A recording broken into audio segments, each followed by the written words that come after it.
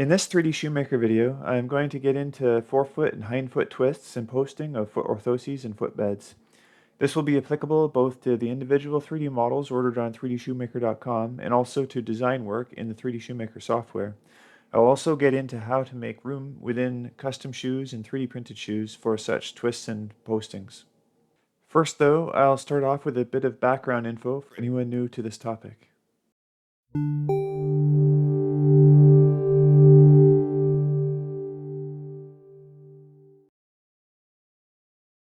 A common objective of foot orthoses, also known as orthotic insoles, is to influence joint positions in beneficial ways, both within the foot and also further up the kinematic chain.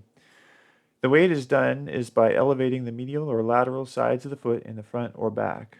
Adjustments to the medial side of the foot are referred to as varus, while elevations to the lateral side are referred to as vagus.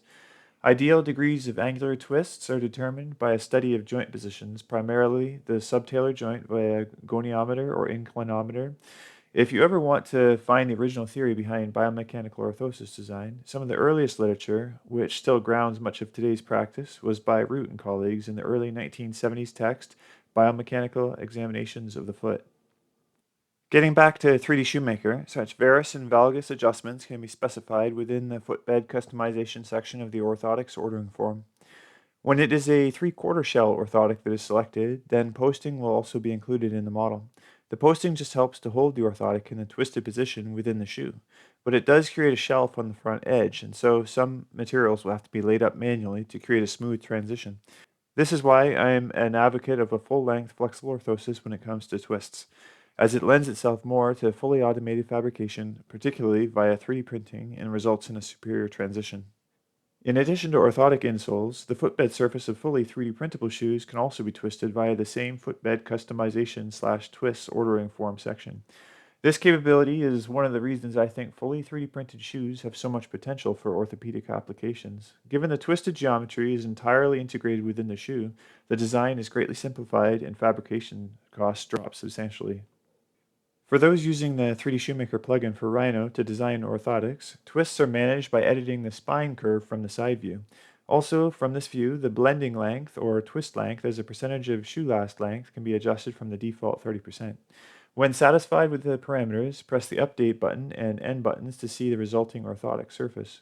The orthotic insole body can also then be created by pressing the Make button and then the Go button on the Orthotics tab. If there is a foot in the session, it can be twisted by editing the foot. This is, of course, only approximate, as the individual joints of the foot aren't yet modeled in 3D Shoemaker. However, it is still useful for visualization purposes. For the shoe last in the session, it can be brought along with a twist to maintain foot volume within the eventual shoe. The option to constrain the shoe last bottom should also be turned on in most cases, though sub D must be enabled for this to work. One instance where the shoe last bottom shouldn't be constrained is for fully 3D printed shoe models. In this case, it makes sense for the shoe last to be trimmed by the orthotic surface and the feather edge removed, creating a continuous, smooth interface for the foot.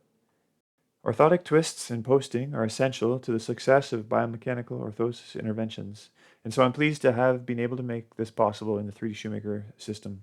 I have plans for introducing other such features in the future, though I do appreciate any suggestions on what should be prioritized. Please let me know in the comments below. And if you found this video helpful, please like and subscribe to the channel and hit the bell to receive notifications for future videos. Thanks for watching.